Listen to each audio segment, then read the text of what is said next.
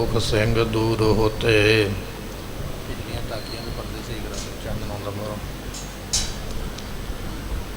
रीत मिट जाति कथा भेदन पुराण की। श्री गुरु गोबिंद सिंह पावन परम सूर। मूरत न होती जप करना निधान की। एकांकार सतगुरु तेह प्रसाद सच होए। वाहिगुरु जी की विघ्न विनाशन। श्री वाहिगुरु जी की फतेह है। विघ्न विनाशन सोए। श्री बेदी ते हण कुल आई। श्री गुर अमर अंश समुदाय। वाहिगुरु जी का खालसा वाहिगुरु जी की फतेह। जुगो जुग अटल चवर तख्त संघासन दे मालक सतगुरु गरीब नवाज गुरु ग्रंथ साहिब जियां दी पवित्र पावन हजूरी अंदर सभाएमान हो रही गुरु की संगत। सतगुरां ने सत संगत दे सुभागे समय बख्शिश कीते। आप संगतां गुरु दरबार विच बैठ के सतगुरां दी गुरबाणी दे कीर्तन आप संगतां ने सरवण कीते। धन गुरु गोबिंद सिंह महाराज जियां दे जीवन दी कथा आपां लगातार सरवण करदे आ रहे हाँ। पिछले दीवान दे विच बचन सरवण कीते सन। बेअंत संगतां श्री आनंदपुर साहब की धरती ते पहुँचियां। धन 10वें पातशाह महाराज जियां नूं दस्तारबंदी होनी है। वख वख इलाकियां दे मसंद संगतां नूं नाल लैके और संगतां जिहड़ियां ने बेअंत भेटा नाल लैके आनंदपुर साहब पहुँचियां। ये प्रसंग इतिहास आपां पिछे सरवण कर आए। जिवें अज महाराज बख्शिश कर रहे आओ भावना नाल सरवण करिए। मिल के आखिए सतनाम श्री वाहिगुरु साहिब जी। श्री बेदी ते हण कुल आई।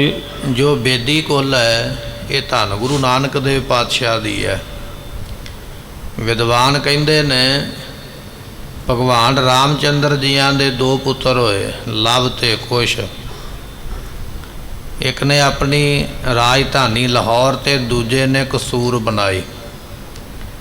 जदों ये खानदान अगे चले तो फिर आपस विच विरोध हो गया। आपस विच एक दूजे नाल जंग शुरू हो गए।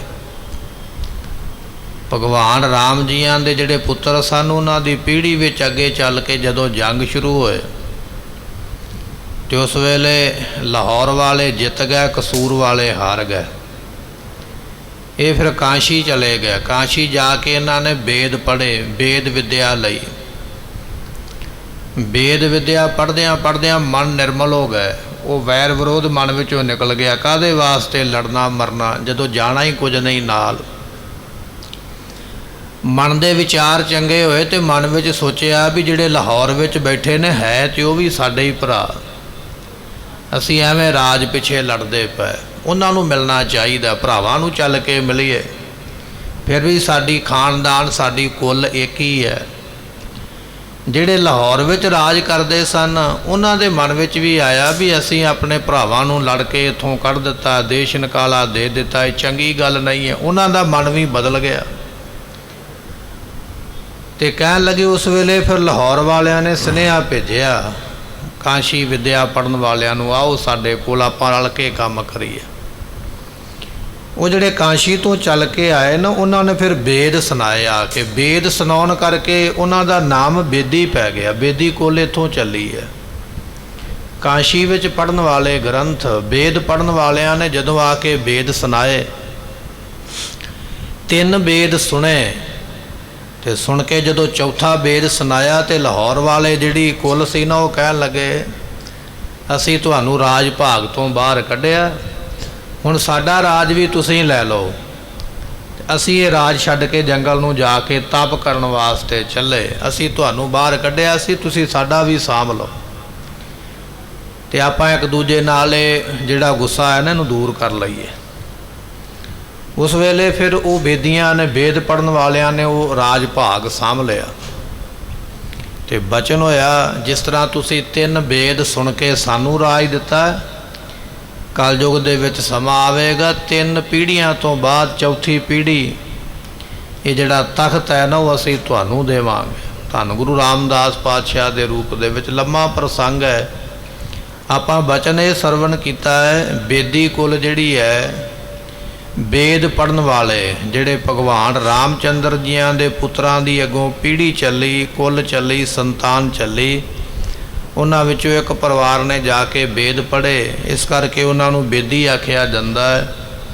ਇਸ ਬੇਦੀ ਕੁੱਲ ਦੇ ਵਿੱਚ ਧੰਨ ਗੁਰੂ ਨਾਨਕ ਦੇਵ ਪਾਤਸ਼ਾਹ ਜੀਆਂ ਦਾ ਅਵਤਾਰ ਹੋਇਆ। ਸਤਿਗੁਰੂ ਪਾਤਸ਼ਾਹ ਨੇ ਬਚਨ ਵੀ ਲਿਖੇ ਨੇ, 3 ਬੇਦੀਆਂ ਕੀ ਕੁਲ ਵਿਖੈ ਪ੍ਰਗਟੈ ਨਾਨਕ ਰਾਏ, ਸਭ ਸਿੱਖਣ ਕੋ ਸੁਖ ਦਾਏ, ਜਹ ਤਹ ਭੈ ਸਹਾਏ। ਤੇ ਬੇਦੀਆਂ ਦੀ ਕੁਲ ਵਿੱਚੋਂ ਬਾਬਾ ਸ਼੍ਰੀ ਚੰਦ ਜੀ, ਬਾਬਾ ਲਖਮੀ ਦਾਸ, ਉਹਨਾਂ ਦੇ ਅੱਗੇ ਪਰਿਵਾਰਾਂ ਵਿੱਚੋਂ ਜਿਹੜੇ ਪਰਿਵਾਰ ਨੇ ਉਹ ਆਨੰਦਪੁਰ ਸਾਹਿਬ ਆਏ ਨੇ 10ਵੇਂ ਪਾਤਸ਼ਾਹ ਦੀ ਦਸਤਾਰਬੰਦੀ 'ਤੇ। ਇਸੇ ਤਰ੍ਹਾਂ ਤ੍ਰੇਹਨ ਕੁੱਲ ਜਿਹੜੀ ਤਖ ਨਾਮੇ ਪੁੱਤਰ ਤੋਂ ਚੱਲੀ ਹੈ, ਤਖ ਨਾਮ ਦੇ ਵਿਅਕਤੀ ਤੋਂ ਤ੍ਰੇਹਨ ਕੁੱਲ ਚੱਲੀ, ਉਸ ਕੁੱਲ ਦੇ ਵਿੱਚ ਧੰਨ ਗੁਰੂ ਅੰਗਦ ਦੇਵ ਪਾਤਸ਼ਾਹ ਜੀਆਂ ਦਾ ਅਵਤਾਰ ਹੋਇਆ। ਮਹਾਰਾਜ ਜੀਆਂ ਦਾ ਪਰਿਵਾਰ ਖਡੂਰ ਸਾਹਿਬ ਦੀ ਧਰਤੀ 'ਤੇ ਰਹਿੰਦਾ। ਬਾਬਾ ਦਾਤੂ ਤੇ ਬਾਬਾ ਦਾਸੂ ਪੁੱਤਰ ਸਨ ਗੁਰੂ ਅੰਗਦ ਦੇਵ ਜੀਆਂ ਦੇ। ਉਹਨਾਂ ਦੀ ਪੀੜ੍ਹੀ ਵਿੱਚੋਂ ਅੱਗੇ ਖਾਨਦਾਨ ਵਿੱਚੋਂ ਕੁੱਲ ਵਿੱਚੋਂ ਵੀ ਜਿਹੜੇ ਲੋਕ ਨੇ ਉਹ ਵੀ ਚੱਲ ਕੇ ਸਤਿਗੁਰਾਂ ਦੀ ਦਸਤਾਰਬੰਦੀ ਤੇ ਆਨੰਦਪੁਰ ਸਾਹਿਬ ਪਹੁੰਚੇ ਹਨ। ਸ੍ਰੀ ਗੁਰ ਅਮਰ ਅੰਸ਼ ਸਮੁਦਾਇ ਧੰਨ ਗੁਰੂ ਅਮਰਦਾਸ ਮਹਾਰਾਜ ਜੀ ਜੋ ਭੱਲਿਆਂ ਦੀ ਕੁੱਲ ਨੂੰ ਭਾਗ ਲਾਉਣ ਵਾਲੇ ਨੇ, ਉਹਨਾਂ ਦਾ ਖਾਨਦਾਨ ਗੋਇੰਦਵਾਲ ਦੇ ਵਿੱਚ ਤੇ ਕੁਝ ਬਾਸਰ ਕੇ ਰਹਿੰਦਾ। ਬਾਬਾ ਮੋਹਨ ਤੇ ਬਾਬਾ ਮੋਹਰੀ ਜੀ ਪੁੱਤਰ ਸਨ ਗੁਰੂ ਅਮਰਦਾਸ ਪਾਤਸ਼ਾਹ ਦੇ। ਇਹਨਾਂ ਦੇ ਖਾਨਦਾਨ ਵਿੱਚੋਂ ਅੱਗੇ ਪੀੜ੍ਹੀਆਂ ਵਿੱਚੋਂ ਜਿਹੜੇ ਬੱਚੇ ਨੇ, ਪਰਿਵਾਰ ਨੇ, ਧੰਨ ਗੁਰੂ ਅਮਰਦਾਸ ਪਾਤਸ਼ਾਹ ਦੀ ਕੁੱਲ ਵਿੱਚੋਂ ਉਹ ਵੀ ਚੱਲ ਕੇ ਆਨੰਦਪੁਰ ਸਾਹਿਬ ਮਹਾਰਾਜ ਦੀ ਦਸਤਾਰਬੰਦੀ ਤੇ ਪਹੁੰਚੇ ਹਨ। ਨਿਜ ਨਿਜ ਡੇਰੇ ਸਭ ਹਵੈ ਤਿਆਰ, ਸਾਰਿਆਂ ਦੇ ਆਪੋ ਆਪਣੇ ਡੇਰੇ ਰਹਿਣ ਵਾਸਤੇ ਸੋਹਣੇ ਤੰਬੂ ਲਾ ਦਿੱਤੇ, ਸੌਣ ਵਾਸਤੇ ਸੋਹਣੇ ਬਿਸਤਰਿਆਂ ਦਾ ਪ੍ਰਬੰਧ ਕੀਤਾ, ਇਸ਼ਨਾਨ ਪਾਣ ਦਾ ਸਾਰਿਆਂ ਦਾ ਪ੍ਰਬੰਧ ਕਰਕੇ ਆਪੋ ਆਪਣੇ ਟਿਕਾਣੇ ਤੇ ਸਾਰਿਆਂ ਨੂੰ ਟਿਕਾਇਆ ਹੈ। ਬੈਠੇ ਮਨ ਪ੍ਰਤੀਖ ਨਾ ਧਾਰ, ਤੇ ਸਾਰੇ ਹੀ ਹੁਣ ਉਡੀਕਦੇ ਪਏ ਵੀ ਕਦੋਂ ਉਹ ਸਮਾਂ ਆਵੇ ਜਦੋਂ 10ਵੇਂ ਪਾਤਸ਼ਾਹ ਮਹਾਰਾਜ ਜੀਆਂ ਦੀ ਦਸਤਾਰਬੰਦੀ ਹੋਵੇ।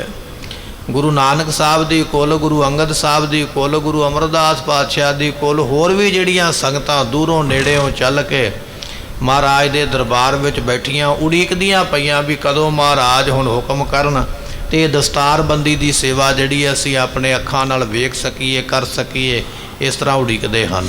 ਸੰਤ ਮਹੰਤ ਸਾਧ ਬਹੁ ਭਾਂਤੀ, ਬੜੇ ਬੜੇ ਸੰਤ, ਸ਼ਾਂਤ ਚਿੱਤ ਮਹਾਤਮਾ। ਗੁਰੂ ਘਰ ਦੇ ਵਿੱਚ ਕਿਸੇ ਸੰਤ ਨੂੰ ਕੋਈ ਮਨਾਹੀ ਨਹੀਂ ਹੈ, ਕਿਸੇ ਵੀ ਮਤ ਦਾ ਹੋ ਸਕਦਾ, ਕਿਸੇ ਵੀ ਧਰਮ ਦਾ, ਕਿਸੇ ਵੀ ਲਿਬਾਸ ਦਾ ਹੋ ਸਕਦਾ ਹੈ।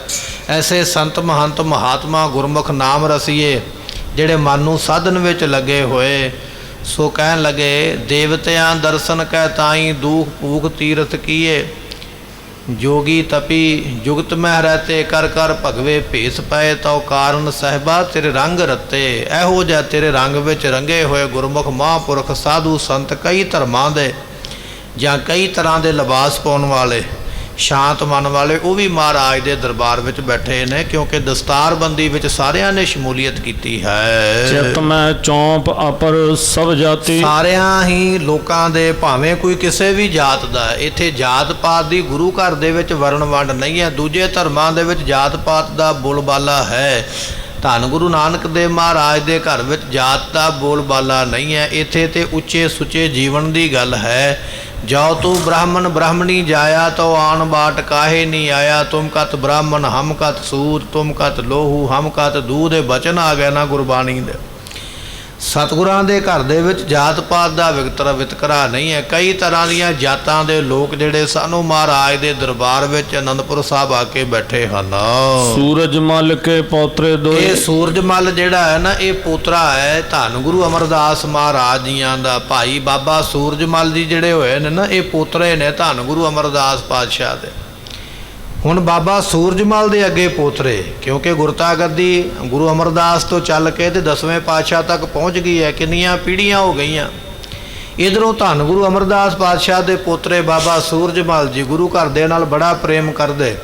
ਇਹਨਾਂ ਦੇ ਪੋਤਰੇ ਜਿਹੜੇ ਨੇ ਗੋਇੰਦਵਾਲ ਦੀ ਧਰਤੀ ਤੋਂ ਚੱਲ ਕੇ ਪਹੁੰਚੇ ਹਨ। ਦੇਖਣ ਹੇਤ ਹਰਖ ਧਰ ਸੋਈ। ਇਹ ਵੀ ਚੱਲ ਪਿਆ ਵੀ ਚਲੋ ਚੱਲੀਏ ਮਹਾਰਾਜ ਜੀਆਂ ਦੇ। ਸੋ ਇਹ ਜਿਹੜੇ ਸਾਰੇ ਕਾਰਜ ਨੇ ਸੂਰਜਮਲ, ਵਾਹਿਗੁਰੂ ਜੀ ਸੂਰਜਮਲ ਜਿਹੜਾ ਹੈ ਨਾ, ਉਹ ਧੰਨ ਗੁਰੂ ਤੇਗ ਬਹਾਦਰ ਮਹਾਰਾਜ ਜੀਆਂ ਦਾ ਭਰਾ ਹੈ। ਥੋੜਾ ਜਿਹਾ ਭੁਲੇਖਾ ਲੱਗ ਗਿਆ, ਆਪ ਸੰਗਤਾਂ ਨਾਲ ਬਚਨ ਦੱਸਣ ਲੱਗਿਆ।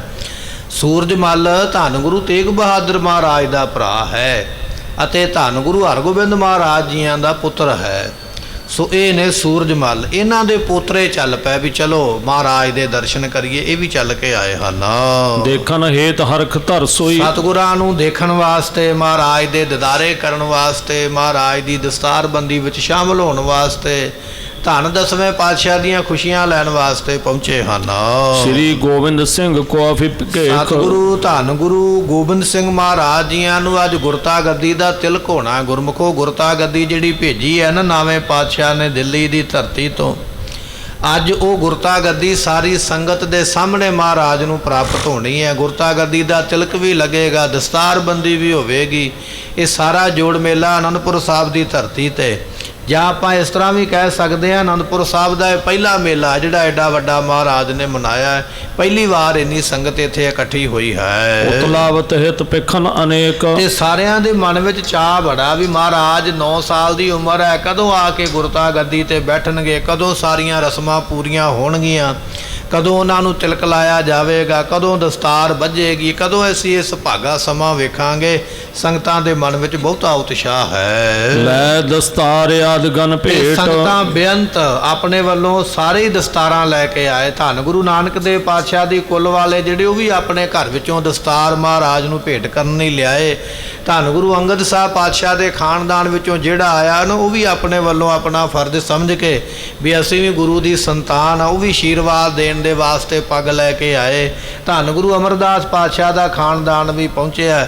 ਬਾਬਾ ਸੂਰਜਮਲ ਜੀ ਜੋ ਗੁਰੂ ਤੇਗ ਬਹਾਦਰ ਪਾਤਸ਼ਾਹ ਦੇ ਭਰਾ ਨੇ, ਉਹਨਾਂ ਦੇ ਪੁੱਤ ਪੋਤਰੇ ਵੀ ਜਿਹੜੇ ਨੇ ਉਹ ਦਸਤਾਰਾਂ ਲੈ ਕੇ, ਹੋਰ ਵੀ ਸੰਗਤਾਂ ਜਿਹੜੀਆਂ ਨੇ ਮਾਣ ਸਨਮਾਨ ਵਾਲੀਆਂ, ਜਾਂ ਜਿੰਨੇ ਵੀ ਸੰਪਰਦਾਵਾਂ ਦੇ ਸਾਧੂ ਸੰਤ ਨੇ ਜਿਹੜੇ ਮਹਾਰਾਜ ਦੇ ਦਰਬਾਰ ਵਿੱਚ ਬੈਠੇ ਨੇ, ਇਹ ਸਾਰੇ ਆਪੋ ਆਪਣੇ ਵੱਲੋਂ ਸੋਹਣੀਆਂ ਦਸਤਾਰਾਂ ਮਹਾਰਾਜ ਨੂੰ ਭੇਟ ਕਰਨ ਵਾਸਤੇ ਦਸਤਾਰਬੰਦੀ ਵਿੱਚ ਸ਼ਾਮਲ ਹੋਏ ਹਨ। ਮਿਲਿਓ ਚਹਿਤ ਚਿਤ ਪ੍ਰੇਮ ਲਪੇਟ। ਅਤੇ ਸੰਗਤਾਂ ਦੇ ਮਨ ਵਿੱਚ ਬਹੁਤ ਜ਼ਿਆਦਾ ਪ੍ਰੇਮ ਹੈ। ਪ੍ਰੇਮ ਨੂੰ ਲਪਟ ਕੇ, ਪ੍ਰੇਮ ਨੂੰ ਨਾਲ ਲੈ ਕੇ ਸੰਗਤਾਂ ਪਹੁੰਚੀਆਂ ਹਨ। ਸ੍ਰੀ ਗੁਜਰੀ ਭਰਾਤਾ ਨਿਜ ਪ੍ਰੇਰਾ। ਇਧਰੋਂ ਧੰਨ ਮਾਤਾ ਸਾਹਿਬ ਮਾਤਾ ਗੁਜਰੀ ਜੀ ਜੋ ਗੁਰੂ ਗੋਬਿੰਦ ਸਿੰਘ ਮਹਾਰਾਜ ਜੀਆਂ ਦੇ ਮਾਂ ਲੱਗਦੇ, ਮਾਤਾ ਜੀ ਲੱਗਦੇ, ਧੰਨ ਗੁਰੂ ਤੇਗ ਬਹਾਦਰ ਪਾਤਸ਼ਾਹ ਦੇ ਸੁਪਤਨੀ ਲੱਗਦੇ ਨੇ। ਮਾਤਾ ਗੁਜਰੀ ਜੀਆਂ ਨੇ ਉਸ ਵੇਲੇ ਆਪਣੇ ਭਰਾ ਨੂੰ ਪ੍ਰੇਰਿਆ। ਨਾਮ ਹੈ ਕਿਰਪਾਲ ਚੰਦ। ਕਿਰਪਾਲ ਚੰਦ ਨੂੰ ਕਹਿਣ ਲੱਗੇ, ਭਰਾ ਜੀ ਆਪਣੇ ਭਾਂਜੇ ਦੀਆਂ ਸਾਰੀਆਂ ਰਸਮਾਂ ਤੁਸੀਂ ਕਰਨੀਆਂ ਨੇ।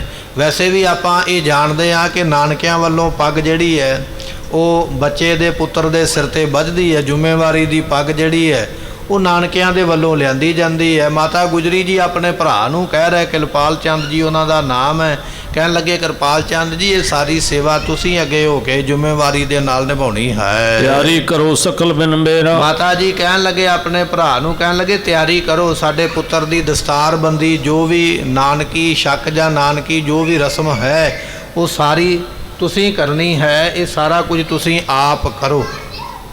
ਸੋ ਇਸ ਤਰ੍ਹਾਂ ਮਾਤਾ ਜੀ ਆਪਣੇ ਭਰਾ ਨੂੰ ਕਹਿ ਰਹੇ ਹਨ। ਸੂਖਮ ਬਸਤਰ ਸਰੀਰ ਸਜਾਵ। ਅਤੇ ਸੋਹਣੇ ਬਸਤਰ, ਹੁਣ ਗੁਰੂ ਗੋਬਿੰਦ ਸਿੰਘ ਮਹਾਰਾਜ ਦੀ ਤਿਆਰੀ ਹੋਣੀ ਹੈ। ਕਹਿਣ ਲੱਗੇ ਸੋਹਣੇ ਬਸਤਰ ਲਿਆ ਕੇ ਨਾ ਉਹ ਸਾਡੇ ਪੁੱਤਰ ਦੇ ਸਰੀਰ ਦੇ ਉੱਪਰ ਸਜਾਉਣਾ ਕਰੋ। ਰੁਚਰ ਵਿਭੂਖਣ ਕੋ ਪਹਿਰਾਵ। ਤੇ ਸੋਹਣੇ ਗਹਿਣੇ ਜਿਹੜੇ ਨੇ ਸ਼ੋਭਾ ਪਾਉਣ ਵਾਲੇ ਸੋਹਣੇ ਗਹਿਣੇ ਵੀ ਉਹਨਾਂ ਦੇ ਗਲ ਵਿੱਚ ਪਹਿਨਾਉਣਾ ਕਰੋ। ਸੁਨ ਕਿਰਪਾਲ ਨਿਜ ਹਾਥ ਸੁਧਾਰ। ਸਵੇਰੇ ਕਿਰਪਾਲ ਚੰਦ ਜੀ ਜਿਹੜੇ ਨੇ ਨਾ ਮਾਮਾ ਜੀ ਲੱਗਦੇ ਮਹਾਰਾਜ ਗੁਰੂ ਗੋਬਿੰਦ ਸਿੰਘ ਜੀਆਂ ਦੇ, ਕਹਿਣ ਲੱਗੇ ਠੀਕ ਹੈ। ਉਹਨਾਂ ਨੇ ਆਪਣੇ ਹੱਥ ਸਾਫ਼ ਕਰਕੇ, ਹੱਥ ਧੋ ਕੇ, ਹੱਥ ਸੁੱਚੇ ਕਰਕੇ ਸਭ ਦਾਸਨ ਪਰ ਹੁਕਮ ਉਚਾਰ। ਤੇ ਸਾਰਿਆਂ ਨੂੰ ਫਿਰ ਉਹਨਾਂ ਨੇ ਜਿੰਨੇ ਦਾਸ ਸਨ ਨਾ ਗੁਰੂ ਦੇ ਸੇਵਕ ਗੁਰੂ ਘਰ ਦੇ ਸੇਵਾਦਾਰ, ਮੋਹਤਬਾਰ, ਜਥੇਦਾਰ, ਪ੍ਰਬੰਧਕ, ਉਹਨਾਂ ਸਾਰਿਆਂ ਨੂੰ ਮਾਮਾ ਕਿਰਪਾਲ ਚੰਦ ਜੀ ਨੇ ਇਕੱਠੇ ਕਰ ਲਿਆ। ਕਹਿੰਦਾ ਆਓ ਭਾਈ ਸਾਰੇ ਇਕੱਠੇ ਹੋਵੋ, ਆਪਾਂ ਹੁਣ ਵਿਉਂਤਬੰਦੀ ਬਣਾਈਏ ਵੀ ਕਿਹੜਾ ਕਿਹੜਾ ਕੰਮ ਕਿੰਨੇ ਕਿੰਨੇ ਕਰਨਾ। ਸਾਰੇ ਗੁਰੂ ਘਰ ਦੇ ਸੇਵਾਦਾਰਾਂ ਨੂੰ ਇਕੱਠੇ ਕੀਤਾ ਹੈ। ਜੀ ਦਮਦਮਾ ਤੁੰਗ ਕਨੇਰਾ। ਕਹਿਣ ਲੱਗੇ ਵੀ ਜਿਹੜਾ ਉੱਚੀ ਜਗ੍ਹਾ ਹੈ ਨਾ, ਉਸ ਜਗ੍ਹਾ ਦੇ ਉੱਪਰ ਦੀਹੀ ਦਮਦਮਾ, ਦੀ ਤੋਂ ਭਾਵ ਹੁੰਦਾ ਉੱਚੀ ਜਗ੍ਹਾ। ਅੱਜ ਤੁਸੀਂ ਦਰਸ਼ਨ ਕਰਦੇ ਹੋ, ਗੁਰੂ ਕੇ ਮਹਿਲ ਗੁਰਦੁਆਰਾ ਸਾਹਿਬ ਨੀਵੀਂ ਥਾਂ ਤੇ ਹੈ। ਕੇਸਗੜ੍ਹ ਸਾਹਿਬ ਦੇ ਦਰਸ਼ਨ ਕਰਦੇ ਹੋ, ਸਭ ਤੋਂ ਉੱਚੀ ਜਗ੍ਹਾ ਤੇ ਉੱਚਾ ਟਿੱਬਾ, ਉੱਚੀ ਪਹਾੜੀ ਹੈ। ਅੱਜ ਤਖਤ ਸਾਹਿਬ ਜਿੱਥੇ ਬਣਿਆ ਹੋਇਆ, ਮਾਮਾ ਕਿਰਪਾਲ ਚੰਦ ਜੀ ਕਹਿੰਦੇ ਉੱਚੀ ਜਗ੍ਹਾ ਤੇ ਜਿੱਥੋਂ ਸਾਰੀ ਸੰਗਤ ਨੂੰ ਦਿਸ ਪਵੇ, ਉੱਚਾ ਟਿੱਬਾ, ਉੱਚਾ ਥਾਂ ਵੇਖ ਕੇ, ਉੱਚੀ ਪਹਾੜੀ ਦੇਖ ਕੇ ਉੱਥੇ ਸਾਰੀ ਤਿਆਰੀ ਕਰੋ। ਰਚੋ ਰੁਚਰ ਤਹ ਫਰਸ਼ ਬਡੇਰਾ। ਸੋਹਣਾ ਫਰਸ਼ ਵਿਛਾ ਕੇ, ਸੋਹਣੀਆਂ ਚਾਦਰਾਂ ਵਿਛਾ ਕੇ, ਗਲੀਚੇ ਵਿਛਾ ਕੇ, ਸੋਹਣੀ ਵਿਛਾਈ ਸੰਗਤ ਦੇ ਬੈਠਣ ਵਾਸਤੇ ਕਰੋ। ਸੂਰਜਮੁਖੀ ਹਾਥ ਗਹਿ ਥਿਰੋ। ਤੇ ਹੱਥ ਵਿੱਚ ਪੱਖਾ ਲੈ ਕੇ, ਕਿਉਂਕਿ ਅੱਜ ਤੇ ਬਿਜਲੀ ਦਾ ਸਮਾਂ, ਪੱਖੇ ਚੱਲਦੇ ਬਿਜਲੀ ਤੇ ਆਪਣੇ ਆਪ, ਉਦੋਂ ਹੱਥਾਂ ਵਾਲੇ ਪੱਖੇ। ਕਹਿਣ ਲੱਗੇ ਸੋਹਣੇ ਵੱਡੇ ਵੱਡੇ ਪੱਖਿਆਂ ਦਾ ਇੰਤਜ਼ਾਮ ਕਰੋ ਤਾਂ ਕਿ ਸੰਗਤਾਂ ਨੂੰ ਗਰਮੀ ਨਾ ਲੱਗੇ। ਸੇਵਾਦਾਰਾਂ ਨੂੰ ਲਾ ਦਿਓ ਸੇਵਾ ਵਿੱਚ ਵੀ ਸੰਗਤਾਂ ਨੂੰ ਪੱਖੇ ਝੱਲਣ ਦੀ ਸੇਵਾ ਹੋਵੇ। ਕੰਚਨ ਦੰਡ ਚਵਰ ਕਰ ਧਰੋ। ਅਤੇ ਇਸੇ ਤਰ੍ਹਾਂ ਕੁਝ ਪਹਿਰੇਦਾਰ ਖੜੇ ਕਰੋ ਦਰਵਾਜ਼ਿਆਂ ਦੇ ਉੱਪਰ, ਜਿਨ੍ਹਾਂ ਦੇ ਹੱਥ ਵਿੱਚ ਕੰਚਨ ਕਹੀਏ ਕਿ ਸੋਨੇ ਦੇ ਡੰਡੇ ਜਿਹੜੇ ਨੇ ਉਹ ਫੜੇ ਹੋਣ, ਚਾਂਦੀ ਦੇ। ਅੱਜ ਵੀ ਆਪਾਂ ਦਰਬਾਰ ਸਾਹਿਬ ਜਾਂਦੇ ਆ ਨਾ ਦਰਸ਼ਨ ਕਰਨ ਵਾਸਤੇ, ਗੁਰੂ ਘਰ ਦੀ ਮਰਿਆਦਾ ਪਰੰਪਰਾ ਅੱਜ ਵੀ ਉੱਥੇ ਵੇਖੀ ਜਾ ਸਕਦੀ ਹੈ। ਉਹ ਚੂਬਦਾਰ ਖਲੋਤੇ ਹੁੰਦੇ ਚਾਂਦੀ ਦੇ, ਡੰਡ ਲੈ ਕੇ ਹੱਥ ਵਿੱਚ ਗੁਰੂ ਦੀ ਸੇਵਾ ਦੇ ਵਿੱਚ। ਮਾਮਾ ਕਿਰਪਾਲ ਚੰਦ ਜੀ ਕਹਿਣ ਲੱਗੇ 10ਵੇਂ ਪਾਤਸ਼ਾਹ ਨੂੰ ਦਸਤਾਰਬੰਦੀ ਹੋਣੀ ਹੈ ਭਾਈ, ਸੋਹਣਾ ਫਰਸ਼ ਵਿਛਾ ਕੇ ਤੇ ਸੋਹਣੇ ਜਿਹੜੇ ਨੇ ਡੰਡੇ ਹੱਥ ਵਿੱਚ, ਸੋਨੇ ਦੀ ਜਿਨ੍ਹਾਂ ਨੂੰ ਝਾਲ ਹੋਵੇ, ਸੋਨੇ ਦੇ ਪੱਤਰੇ ਚੜੇ ਹੋਣ, ਚਾਂਦੀ ਦੇ ਚੜੇ ਹੋਣ, ਇਹੋ ਜਿਹੇ ਪਹਿਰੇਦਾਰ ਜਿਹੜੇ ਨੇ ਥਾਵਾਂ ਥਾਵਾਂ ਤੇ ਖੜਨਾ ਕਰਨਾ। ਸੁੰਦਰ ਗਾਦੀ ਰਚੀ ਹੈ ਗੁਰ ਕੀ। ਇਹ ਗੁਰੂ ਪਾਤਸ਼ਾਹ ਦੇ ਬੈਠਣ ਵਾਸਤੇ ਸੋਹਣਾ ਵਿਛਾਉਣਾ, ਸੋਹਣੀ ਗੱਦੀ ਜਿਹਦੇ ਉੱਪਰ 10ਵੇਂ ਪਾਤਸ਼ਾਹ ਨੇ ਅੱਜ ਬੈਠਣਾ। ਪਹਿਲੀ ਵਾਰ ਤਖਤ ਤੇ ਬੈਠਣ ਲੱਗੇ ਨਾ ਗੁਰਤਾ ਗੱਦੀ ਤੇ, ਧੰਨ ਗੁਰੂ ਗੋਬਿੰਦ ਸਿੰਘ ਮਹਾਰਾਜ ਜੀ ਕਹਿਣ ਲੱਗੇ ਸੋਹਣੀ ਇਹਨਾਂ ਵਾਸਤੇ ਗੱਦੀ ਬਣਾਓ ਜਿਹਦੇ ਉੱਪਰ ਬੈਠ ਕੇ ਇਹਨਾਂ ਦੀ ਸ਼ੋਭਾ ਬਣੇ, ਸੋਹਣਾ ਤਖਤ ਬਣਾਓ ਇਹਨਾਂ ਦੇ ਬੈਠਣ ਵਾਸਤੇ। ਜਥਾ ਰੀਤ ਵਰਤੈ ਵਰ ਧੁਰਕੀ। ਕਹਿਣ ਲੱਗੇ ਬਣਾਉਣਾ ਸਾਰਾ ਕੁਝ ਉਸੇ ਤਰ੍ਹਾਂ ਜਿਵੇਂ ਗੁਰੂ ਨਾਨਕ ਸਾਹਿਬ ਤੋਂ ਚੱਲਿਆ ਆਉਂਦਾ। ਪਰੰਪਰਾ ਦੇ ਵਿੱਚ, ਮਰਿਆਦਾ ਵਿੱਚ ਕੋਈ ਫਰਕ ਨਹੀਂ ਪੈਣਾ ਚਾਹੀਦਾ। ਗੁਰੂ ਘਰ ਦੀ ਮਰਿਆਦਾ ਜਿਉਂ ਦੀ ਤਿਉਂ ਰੱਖਣੀ ਹੈ, ਮਰਿਆਦਾ ਨਹੀਂ ਇੱਧਰ ਦੀ ਉੱਧਰ ਹੋਣੀ ਚਾਹੀਦੀ। ਕਈ ਵਾਰੀ ਸਾਨੂੰ ਕੋਈ ਸਮਾਂ ਮਿਲ ਜਾਵੇ, ਅਸੀਂ ਕੋਈ ਸਮਾਗਮ ਕਰਾਈਏ ਨਾ, ਤੇ ਉਹਦੇ ਵਿੱਚ ਅਸੀਂ ਮਰਿਆਦਾ ਭੁੱਲ ਹੀ ਜਾਂਦੇ ਹਾਂ। ਕਿਹੜੀ ਮਰਿਆਦਾ? ਜੋ ਜੀ ਕਰਦਾ ਉਹ ਕਰੀਦਾ। ਮਾਮਾ ਕਿਰਪਾਲ ਚੰਦ ਜੀ ਖਾਸ ਹਦਾਇਤ ਕਰਨ ਲੱਗੇ, ਕਹਿੰਦੇ ਭਾਈ 10ਵੇਂ ਪਾਤਸ਼ਾਹ ਦੀ ਦਸਤਾਰਬੰਦੀ ਤੇ ਮਰਿਆਦਾ ਗੁਰੂ ਨਾਨਕ ਦੇ ਘਰ ਦੀ ਉਹ ਨਹੀਂ ਟੁੱਟਣੀ ਚਾਹੀਦੀ, ਉਹ ਪੂਰੀ ਦੀ ਪੂਰੀ ਰੱਖ ਕੇ ਸਾਰੀ ਸੇਵਾ ਕਰੋ। ਜ਼ਰੀਦਾਰ ਮਖਮਲ ਉਪਧਾਨ। ਉਪਧਾਨ ਤੋਂ ਭਾਵ ਗੁਰਮੁਖੋ ਸਰਾਣਾ ਜਿਹੜਾ ਰੱਖਣ ਵਾਲਾ, ਕਹਿਣ ਲੱਗੇ ਵੀ ਸੋਹਣਾ ਸਰਾਣਾ ਜਿਹੜਾ ਵਧੀਆ ਕੱਢਿਆ ਹੋਵੇ ਨਾ, ਜਿਹਨੂੰ ਢੋ ਲਾ ਕੇ ਬੈਠਣਾ ਗੋਲ ਜਿਹਾ, ਇਸ ਤਰ੍ਹਾਂ ਦਾ ਸੋਹਣਾ ਸਰਾਣਾ ਜਿਹੜਾ ਕੱਢਿਆ ਹੋਇਆ ਬੜਾ ਸੋਹਣਾ, ਉਹਦੀ ਵੀ ਬਣਾਉਣਾ ਕਰੋ ਜੀ। ਕਰੋ ਟਿਕਾ ਮਨ ਸੁੰਦਰ ਆਨ। ਇਸ ਤਰ੍ਹਾਂ ਕਹਿਣ ਲੱਗੇ ਭਾਈ ਇਹ ਤਕੀਆ ਮਗਰ ਲੱਕ ਤੇ ਰੱਖ ਕੇ ਆਰਾਮ ਕਰਨ ਵਾਲਾ, ਢੋ ਲਾਉਣ ਵਾਲਾ, ਉਹ ਵੀ ਤਿਆਰ ਕਰੋ। ਹੋਰ ਵੀ ਜਿਹੜੀਆਂ ਜਿਹੜੀਆਂ ਚੀਜ਼ਾਂ ਚਾਹੀਦੀਆਂ ਨਾ ਉਹ ਟਿਕਾ ਕੇ ਮਹਾਰਾਜ ਦਾ ਸੋਹਣਾ ਆਸਨ ਗੁਰਤਾ ਗੱਦੀ ਦਾ ਬਣਾਉਣਾ ਕਰੋ। ਪਠੋ ਮੇਵਰਾ ਸੁੰਦਰ ਮਾਹੇ। ਅਤੇ ਸੰਗਤ ਮਾਹੇ, ਕਹਿਣ ਲੱਗੇ ਵੀ ਮੇਵੜਾ ਜਿਹੜਾ ਅਰਦਾਸੀ ਆ, ਹੁਣ ਸੰਗਤ ਨੂੰ ਅਨਾਉਂਸਮੈਂਟ ਕਰਨੀ ਹੈ ਨਾ, ਸੰਗਤ ਨੂੰ ਦੱਸਣਾ ਵੀ ਭਾਈ ਇਸ ਜਗ੍ਹਾ ਤੇ ਆਪਾਂ ਬੈਠਾਂਗੇ, ਇੱਥੇ ਦੀਵਾਨ ਲੱਗੇਗਾ, 10ਵੇਂ ਪਾਤਸ਼ਾਹ ਇੱਥੇ ਆ ਕੇ ਬੈਠਣਗੇ, ਗੁਰਤਾ ਗੱਦੀ ਦੀ ਸਾਰੀ ਰਸਮ ਇਸ ਜਗ੍ਹਾ ਤੇ ਹੋਵੇਗੀ। ਉਹਨਾਂ ਸਮਿਆਂ ਵਿੱਚ ਅੱਜ ਵਰਗਾ ਤੇ ਸਾਧਨ ਨਹੀਂ, ਅਨਾਉਂਸਮੈਂਟ ਕਰਨ ਵਾਲਾ ਸਪੀਕਰ ਵਗੈਰਾ, ਉਦੋਂ ਸੰਗਤ ਦੇ ਵਿੱਚੋਂ ਸੁਨੇਹਾ ਹੀ ਭੇਜਿਆ ਜਾਂਦਾ। ਕਹਿਣ ਲੱਗੇ ਅਰਦਾਸੀਏ, ਅਰਦਾਸ ਕਰਨ ਵਾਲੇ ਜਿਹੜੇ ਗੁਰੂ ਦੇ ਨੇ ਉਹਨਾਂ ਨੂੰ ਭੇਜੋ, ਜਿੱਥੇ ਜਿੱਥੇ ਸੰਗਤਾਂ ਬੈਠੀਆਂ ਨਾ ਅਨੰਦਪੁਰ ਸਾਹਿਬ ਦੇ 4 ਚੁਫੇਰੇ, ਸਾਰਿਆਂ ਵਿੱਚ ਜਾ ਕੇ ਅਨਾਉਂਸਮੈਂਟ ਕਰੋ, ਬੋਲ ਕੇ ਉੱਚੀ ਆਵਾਜ਼ ਦੇ ਵਿੱਚ ਦੱਸੋ ਵੀ ਇਸ ਜਗ੍ਹਾ ਤੇ ਪਹੁੰਚੋ, ਇੰਨੇ ਵਜੇ ਮਹਾਰਾਜ ਨੂੰ ਦਸਤਾਰਬੰਦੀ ਕਰਾਂਗੇ। ਪਹੁੰਚੈ ਸਕਲ ਦਮਦਮਾ ਜਾਏ। ਜਿੱਥੇ ਦਮਦਮਾ ਸਾਹਿਬ ਦਾ ਸਥਾਨ ਹੈ ਨਾ ਉੱਚਾ ਬਣਿਆ ਹੋਇਆ, ਇੱਥੇ ਜਗ੍ਹਾ ਤੇ ਆ ਕੇ ਸਾਰੇ ਪਹੁੰਚਣਾ ਕਰੋ। ਇਤਿਆਦਿਕ ਕਾਰਜ ਜੇ ਔਰ ਇਹ ਸਾਰੇ ਜਿੰਨੇ ਕਾਰਜ ਸਨ ਨਾ ਮਹਾਰਾਜ ਦੀ ਗੁਰਤਾ ਗੱਦੀ ਤੇ ਬੈਠਣ ਦੇ, ਜਿੰਨੀਆਂ ਜ਼ਿੰਮੇਵਾਰੀਆਂ, ਜੋ ਜੋ ਚਾਹੀਦਾ, ਜੋ ਜੋ ਕਰਨਾ, ਉਹ ਸਾਰਾ ਕੁਝ ਮਹਾਰਾਜ ਨੇ ਕੀਤਾ ਹੈ। ਸਵਾਧਾਨ ਕੀਜੇ ਸਭ ਠੌਰ। ਤੇ ਇਹ ਇੱਕ ਡਿਊਟੀ ਲਾ ਰਹੇ ਨੇ ਮਾਮਾ ਕਿਰਪਾਲ ਚੰਦ ਜੀ, ਕਹਿੰਦੇ ਸਾਰਿਆਂ ਨੂੰ ਸਾਵਧਾਨ ਕਰ ਦਿਓ, ਕੋਈ ਢਿੱਲਾ ਪਹਿਰਾ ਨਾ ਵਰਤੇ, ਬੜੀ ਹੁਸ਼ਿਆਰੀ ਨਾਲ, ਸਾਵਧਾਨੀ ਨਾਲ, ਜ਼ਿੰਮੇਵਾਰੀ ਦੇ ਨਾਲ। 10ਵੇਂ ਪਾਤਸ਼ਾਹ ਦੀ ਉਮਰ 9 ਸਾਲ ਦੀ ਹੈ। ਅੱਜ ਉਹਨਾਂ ਨੇ ਪਹਿਲੀ ਵਾਰੀ ਗੁਰਤਾ ਗੱਦੀ ਦੇ ਤਖਤ ਤੇ ਬੈਠਣਾ। ਕਿਸੇ ਤਰ੍ਹਾਂ ਦੀ ਕੋਈ ਕਮੀ ਨਾ ਰਹਿ ਜਾਵੇ। ਸਾਵਧਾਨ ਹੋ ਕੇ ਸਾਰੀਆਂ ਸੇਵਾ ਕਰੋ। ਸ੍ਰੀ ਗੁਰੂ ਗੋਬਿੰਦ ਸਿੰਘ ਸ਼ਨਾਨੇ। ਇਧਰੋਂ ਧੰਨ ਗੁਰੂ ਗੋਬਿੰਦ ਸਿੰਘ ਮਹਾਰਾਜ ਜੀਆਂ ਦੇ ਇਸ਼ਨਾਨ ਕਰਾਉਣ ਵਾਸਤੇ ਸਿੱਖਾਂ ਦੀ ਡਿਊਟੀ ਲੱਗ ਗਈ।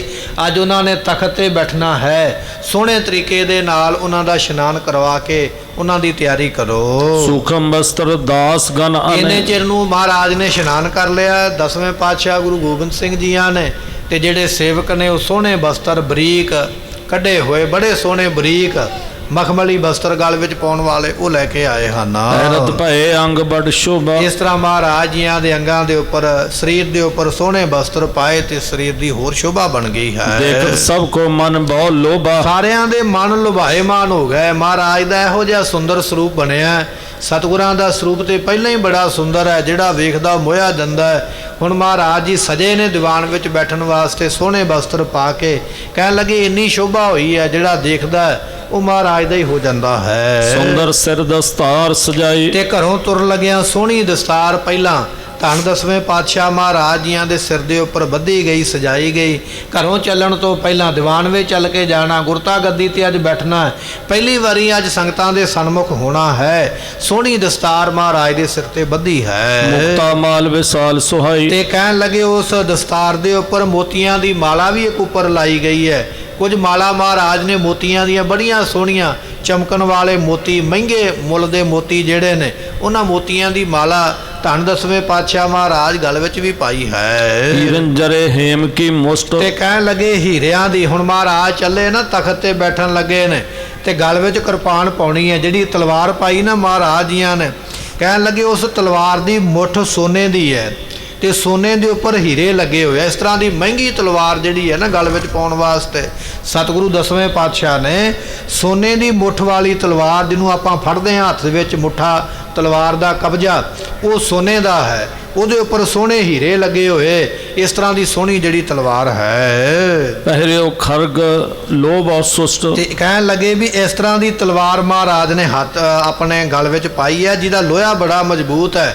ਬੜੇ ਮਜ਼ਬੂਤ ਲੋਹੇ ਦੀ, ਮੰਨ ਲਓ ਕਿ ਫੌਲਾਦ ਦਾ ਲੋਹਾ ਹੀ ਹੈ, ਲੋਹੇ ਨੂੰ ਕੱਟ ਸਕਦੀ ਹੈ ਪਰ ਤਲਵਾਰ ਨਹੀਂ ਟੁੱਟੇਗੀ। ਇਸ ਤਰ੍ਹਾਂ ਦੀ ਤਲਵਾਰ, ਸੋਨੇ ਦਾ ਮੁੱਠਾ ਹੀਰਾ ਜੜਿਆ ਹੋਇਆ, ਉਹ ਮਹਾਰਾਜ ਨੇ ਆਪਣੇ ਗਲ ਵਿੱਚ ਪਾਈ ਹੈ। ਮੁਕਤਾ ਗੁੱਛੇ ਸੰਗਨ ਖੰਗ। ਤੇ ਸਤਿਗੁਰੂ ਪਾਤਸ਼ਾਹ ਜੀਆਂ ਨੇ ਆਪਣੇ ਮੋਢੇ ਦੇ ਨਾਲ ਇੱਕ ਭੱਥਾ ਟੰਗਿਆ, ਜਿਹਦੇ ਵਿੱਚ ਤੀਰ ਪਾਏ ਜਾਂਦੇ। ਭੱਥਾ ਵੀ ਬੜਾ ਸੋਹਣਾ ਬਣਿਆ।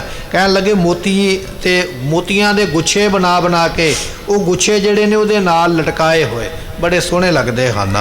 ਭਰ ਕਰ ਤੀਖਨ ਬ੍ਰਿੰਦ ਖਤੰਗ। ਅਤੇ ਬੜੇ ਤਿੱਖੇ ਤਿੱਖੇ ਤੀਰ ਉਸ ਭੱਥੇ ਵਿੱਚ ਭਰੇ ਹੋਏ। ਅੱਜ ਵੀ ਆਪਾਂ ਵੇਖਦੇ ਹਾਂ ਨਾ, ਜਦੋਂ ਕੋਈ ਨਾਟਕ ਚੱਲਦਾ, ਰਾਜਿਆਂ ਮਹਾਰਾਜਿਆਂ ਦਾ ਉਹ ਤੀਰ ਕੱਢ ਕੇ ਚਲਾਉਂਦੇ।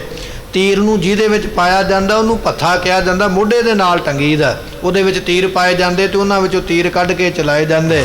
ਕਹਿਣ ਲੱਗੇ ਉਹ ਭੱਥਾ ਮਹਾਰਾਜ ਨੇ ਮੋਢੇ ਤੇ ਪਾਇਆ, ਤਿੱਖੇ ਤੀਰ ਉਹਦੇ ਵਿੱਚ ਰੱਖੇ ਹੋਏ ਹਨ। ਆਏ ਗਰੇ ਮੈਂ ਬਾਂਦੀ ਕਮਰ। ਇਹ ਸਤਿਗੁਰਾਂ ਨੇ ਪਾ ਕੇ ਤੇ ਫਿਰ ਲੱਕ ਨੂੰ ਕਮਰ ਕੱਸਾ ਕੀਤਾ। ਕਿਉਂਕਿ ਸੂਰਮੇ ਜਦੋਂ ਤਿਆਰ ਹੁੰਦੇ ਨਾ, ਮਹਾਰਾਜ ਦੀ ਫੌਜ, ਨਿਹੰਗ ਸਿੰਘ, ਖਾਲਸੇ ਗੁਰੂ ਦੇ, ਇਹ ਹਰ ਵੇਲੇ ਤਿਆਰ ਬਰ ਤਿਆਰ, ਹਰ ਵੇਲੇ ਕਮਰ ਕੱਸਾ ਲੱਗਾ ਰਹਿੰਦਾ ਕਿ ਸਮਾਂ ਜੇ ਕਿਤੇ ਵੀ ਅਚਾਨਕ ਬਣ ਜਾਵੇ ਤੇ ਢਿੱਲਾ ਪਹਿਰਾ ਕੋਈ ਨਾ ਹੋਵੇ, ਪੂਰੀ ਤਿਆਰੀ ਇਹ ਫੌਜਾਂ ਰੱਖਦੀਆਂ। ਕਿਸੇ ਵੇਲੇ ਵੀ ਜਿਹੜਾ ਹੈ ਉਹ ਮੁਹਿੰਮ ਬਣ ਸਕਦੀ ਹੈ। ਧੰਨ 10ਵੇਂ ਪਾਤਸ਼ਾਹ ਮਹਾਰਾਜ ਨੇ ਗਲ ਵਿੱਚ ਤਲਵਾਰ ਪਹਿਨੀ ਹੈ ਤੇ ਉਸ ਵੇਲੇ ਤੀਰਾਂ ਦਾ ਭੱਥਾ ਮੋਢੇ ਤੇ ਟੰਗ ਕੇ ਮਹਾਰਾਜ ਨੇ ਕਮਰ ਕੱਸਾ ਕੀਤਾ ਲੱਕ ਦੇ ਨਾਲ। ਤਿਆਰ ਬਾਰ ਤਿਆਰ ਹੋਏ। ਸ਼ਹੀਦੀ ਫੌਜਾਂ ਦੇ ਮਹਾਰਾਜ ਜਰਨੈਲ ਨੇ ਨਾ, ਮਾਲਕ ਨੇ ਨਾ ਪਾਤਸ਼ਾਹ ਜੀ, ਆ ਚੱਲਣ ਲੱਗੇ ਘਰ ਤੋਂ। ਕਹਿਣ ਲੱਗੇ ਫੌਜਾਂ ਦੇ ਸਮਰਾਟ ਪਾਤਸ਼ਾਹ ਆਪ ਆਪਣੇ ਲੱਕ ਦੇ ਨਾਲ ਕਮਰ ਕੱਸਾ ਲਾ ਕੇ ਤੁਰੇ ਹਨ। ਸੰਮਤ 10ਵੇਂ ਮਹਿਜਨ ਉਮਰ। ਤੇ ਇਹਨਾਂ ਦੀ ਇਸ ਵੇਲੇ ਉਮਰਾ ਕੁਝ 10 ਕੁ ਸਾਲ ਦੀ ਹੈ। 9.5 ਜਾਂ 10 ਸਾਲ ਦੀ ਉਮਰਾ ਉਸ ਵੇਲੇ ਸੀ 10ਵੇਂ ਪਾਤਸ਼ਾਹ ਦੀ, ਜਦੋਂ ਤਖਤ ਤੇ ਬੈਠੇ। ਕਹਿਣ ਲੱਗੇ 10 ਕੁ ਸਾਲ ਦੀ ਉਮਰ ਆਪਾਂ ਮੰਨ ਕੇ ਚੱਲੀਏ, ਜਿਸ ਵੇਲੇ ਮਹਾਰਾਜ ਅੱਜ ਗੁਰਤਾ ਗੱਦੀ ਤੇ ਬੈਠਣਗੇ। ਖੰਜਰ ਜਮਧਰ ਵਿਸ਼ੂਆ ਲੀਨ। ਤੇ ਇਹ ਗੁਰਮੁਖੋ ਸ਼ਸਤਰਾਂ ਦੇ ਨਾਮ ਨੇ। ਇੱਕ ਖੰਜਰ, ਜਿਹਨੂੰ ਆਪਾਂ ਕਟਾਰ ਕਹਿ ਦਿੰਦੇ ਆ, ਇਹ ਮਹਾਰਾਜ ਨੇ ਕਟਾਰ ਵੀ ਆਪਣੇ ਕਮਰ ਕੱਸੇ ਦੇ ਨਾਲ ਲਾਈ ਹੈ। ਸ਼ਸਤਰਾਂ ਦਾ ਮਹਾਰਾਜ ਬੜਾ ਪ੍ਰੇਮ ਕਰਦੇ, ਬੜਾ ਪਿਆਰ ਕਰਦੇ ਸਨ। ਜਿਸ ਵੇਲੇ ਮਹਾਰਾਜ ਜੋਤੀ ਜੋਤ ਸਮਾਏ ਸਨ ਹਜ਼ੂਰ ਸਾਹਿਬ ਦੀ ਧਰਤੀ ਤੇ, ਉਸ ਵੇਲੇ ਮਹਾਰਾਜ ਦੇ ਅੰਗੀਠੇ ਵਿੱਚੋਂ ਕਈ ਸ਼ਸਤਰ ਮਿਲੇ ਸਨ, ਜਿਹੜੇ ਉਸ ਵੇਲੇ ਵੀ ਉਹਨਾਂ ਨੇ ਆਪਣੇ ਸਰੀਰ ਤੇ ਸਜਾਏ ਸਨ ਜਦੋਂ ਸੱਚਖੰਡ ਨੂੰ ਮਹਾਰਾਜ ਗਏ ਨੇ। ਸੋ ਰੋ ਵਿਚਾਰ। ਕਹਿਣ ਲੱਗੇ ਸੋਹਣਾ ਖੰਜਰ ਮਹਾਰਾਜ ਜੀਆਂ ਨੇ। ਅਤੇ ਇਸੇ ਤਰ੍ਹਾਂ ਜਮਧਰ, ਕਹਿਣ ਲੱਗੇ ਇਹ ਵੀ ਇੱਕ ਸ਼ਸਤਰ ਹੈ। ਜਮਧਰ ਇਹ ਵੀ ਮਹਾਰਾਜ ਨੇ ਆਪਣੇ ਪੱਥੇ ਲਾਇਆ, ਆਪਣੇ ਕਮਰ ਕੱਸੇ ਲਾਇਆ। ਤੇ ਵਿਸ਼ੂਆ ਨਾਮ ਦਾ ਵੀ ਇੱਕ ਸ਼ਸਤਰ ਹੀ ਹੈ, ਇਹ ਵੀ ਮਹਾਰਾਜ ਨੇ ਆਪਣੇ ਸਰੀਰ ਤੇ ਪਹਿਨਿਆ ਹੈ। ਕਮਰ ਕੱਸੇ ਮਹਿ ਧਾਰ ਪ੍ਰਵੀਨ। ਇਹ ਸਾਰੇ ਸ਼ਸਤਰ ਕਮਰ ਕੱਸੇ ਵਿੱਚ ਲਾਉਣ ਵਾਲੇ ਛੋਟੇ ਹੁੰਦੇ ਨੇ।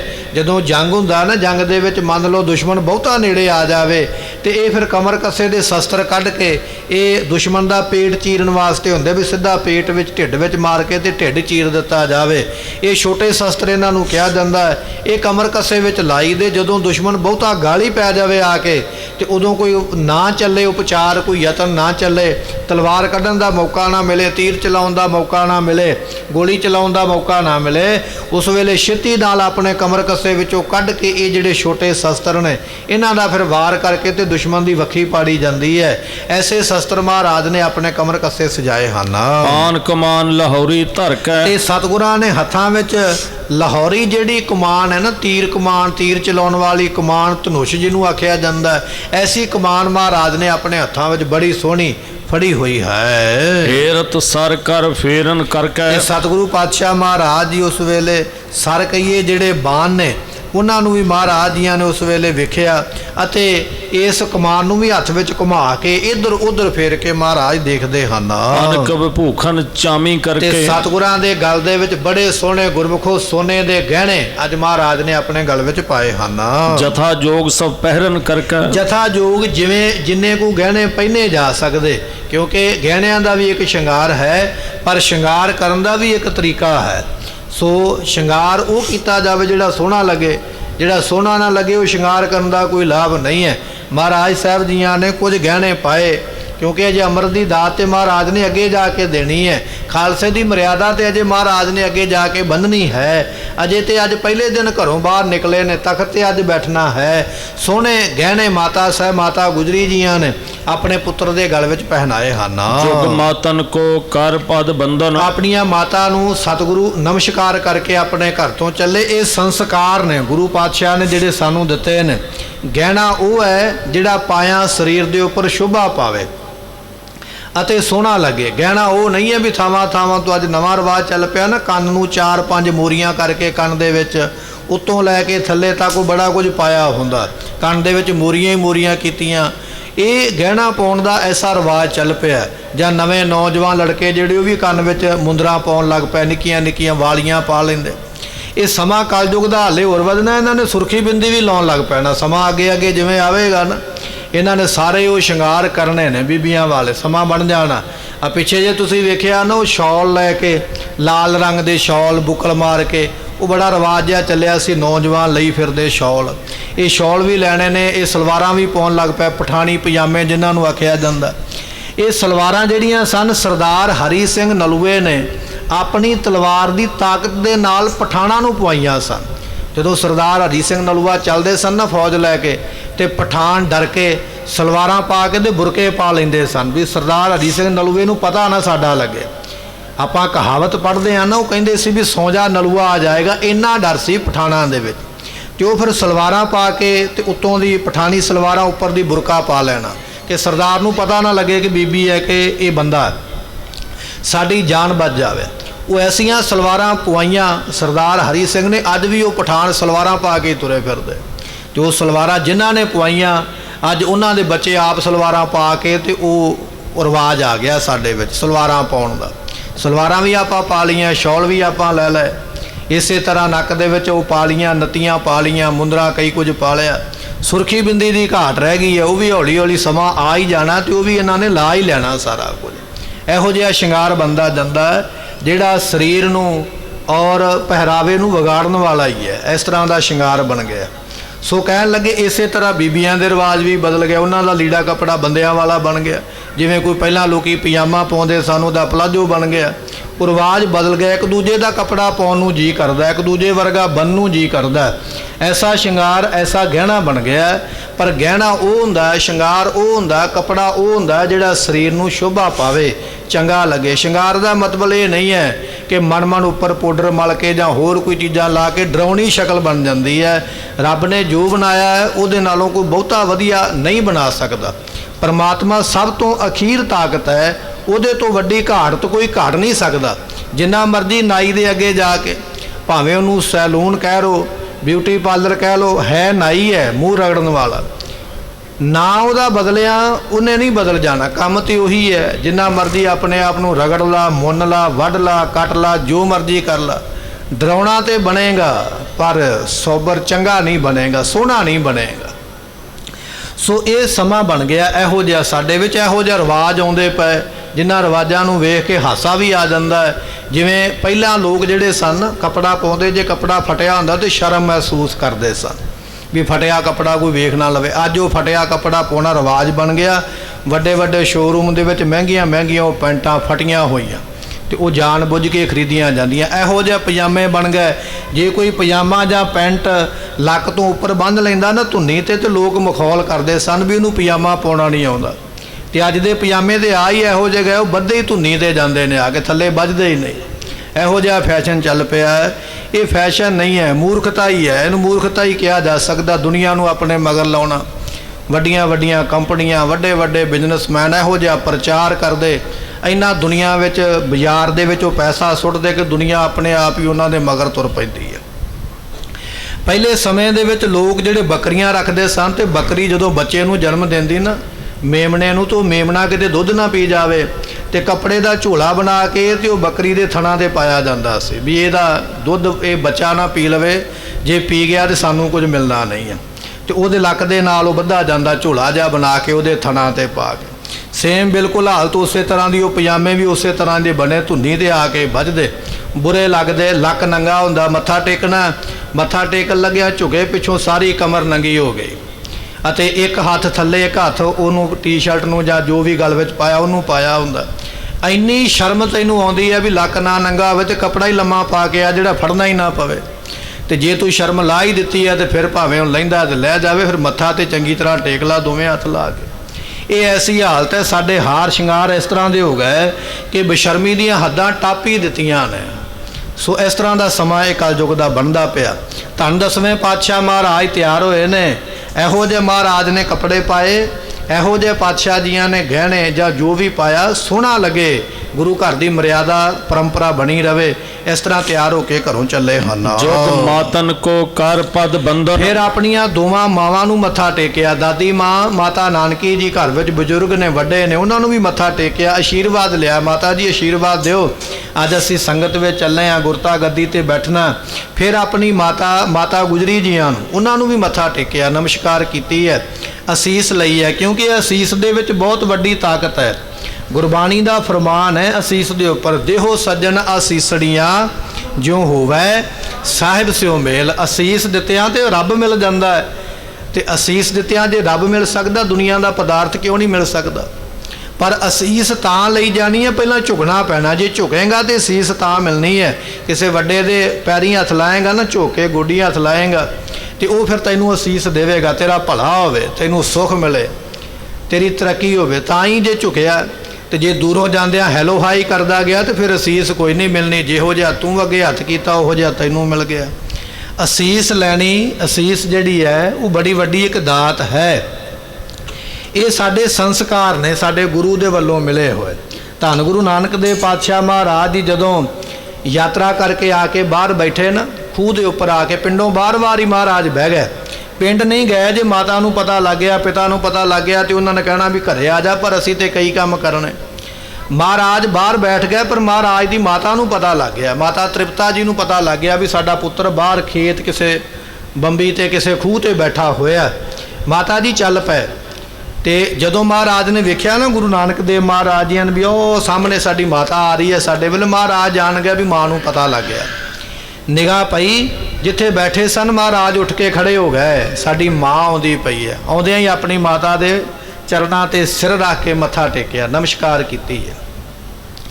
ਤੇ ਦੁਨੀਆ ਦੇ ਵਿੱਚ ਧੰਨ ਗੁਰੂ ਨਾਨਕ ਦੇਵ ਪਾਤਸ਼ਾਹ ਤੋਂ ਵੱਡਾ ਕੋਈ ਹੋ ਹੀ ਨਹੀਂ ਸਕਦਾ। ਆਪ ਪਰਮੇਸ਼ਰ ਨੇ, ਆਪ ਨਾਰਾਇਣ ਕਲਾ ਧਾਰ ਜਗ ਮੈਂ ਪਰਵਰਿਓ। ਇਹ ਬਚਨ ਕੇਵਲ ਗੁਰੂ ਨਾਨਕ ਦੇਵ ਪਾਤਸ਼ਾਹ ਦੇ ਨਾਮ ਦੇ ਨਾਲ ਲੱਗਾ, ਉਹਨਾਂ ਤੋਂ ਬਿਨਾਂ ਕਿਸੇ ਨਾਲ ਨਹੀਂ ਲੱਗਾ। ਐਸਾ ਗੁਰੂ ਜੋ ਖੁਦ ਪਰਮੇਸ਼ਰ ਹੈ, ਆਪਣੀ ਮਾਂ ਨੂੰ ਵੇਖ ਕੇ ਖੜਾ ਹੁੰਦਾ ਤੇ ਮੱਥੇ ਟੇਕਦੇ ਪਏ, ਨਮਸਕਾਰ ਕਰਦੇ। ਧੰਨ 10ਵੇਂ ਪਾਤਸ਼ਾਹ ਘਰੋਂ ਤੁਰਨ ਲੱਗੇ, ਆਪਣੀ ਮਾਂ ਨੂੰ ਮੱਥਾ ਟੇਕਿਆ, ਅਸੀਸ ਲਈ ਹੈ, ਮਾਤਾ ਅਸੀਸ ਦੇਵੋ। ਪੂਤਾ ਮਾਤਾ ਕੀ ਅਸੀਸ निमख न बिसरो तुमको हर हर सदा भजो जगदीश। गुरु रामदास महाराज ने भी बचन लिखे गुरु ग्रंथ साहिब दे विच। कुछ लोग ये गल कहिंदे इतिहास ते बंदियां ने लिखिया, मैं नहीं मनदा, ते काम ते सारे ही बंदियां ने कीते ने, रोटी भी तो बंदा ही बनाउंदा, फिर वो भी ना खाया कर। कुछ लोग ऐसी तर्क देंदे इतिहास परे कर लो, क्यों ये बंदे ने लिखिया, फिर की मनांगे। जो गुरु ने लिखिया, तो गुरु ने बाणी में लिखिया देहो सज्जन असीसड़ियाँ। हुणे बचन तो मनना पवेगा ना भी असीसा लवो तो रब नूं मिलो।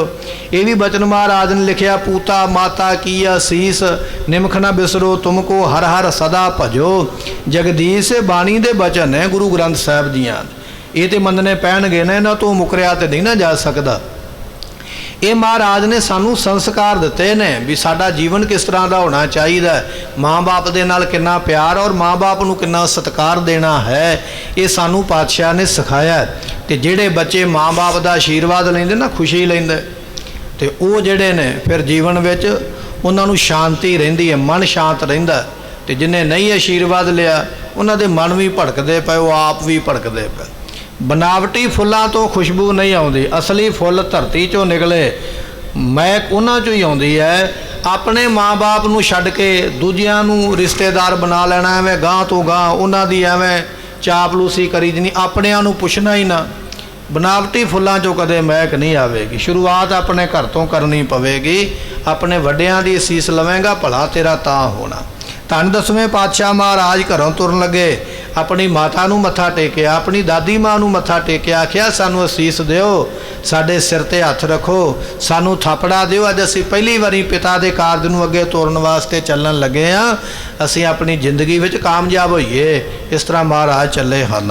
हो बहु सुजस प्रताप उचेरा। माता जी ने फिर असीस दिती, कहण लगे पुत्र तेरा दुनिया विच इन्ना जस होवे जिन्ना जस दुनिया विच किसे दा होया ही ना होवे। इन्ना जस तैनूं दुनिया विचों मिले, इन्ना तैनूं मान मिले, इन्ना तैनूं सन्मान मिले, इन्ना सत्कार मिले कि तू श्रेष्ठ जस नूं प्राप्त करे। ऐसा जस मिले, जस भी मिले, तैनूं कीर्ति भी मिले।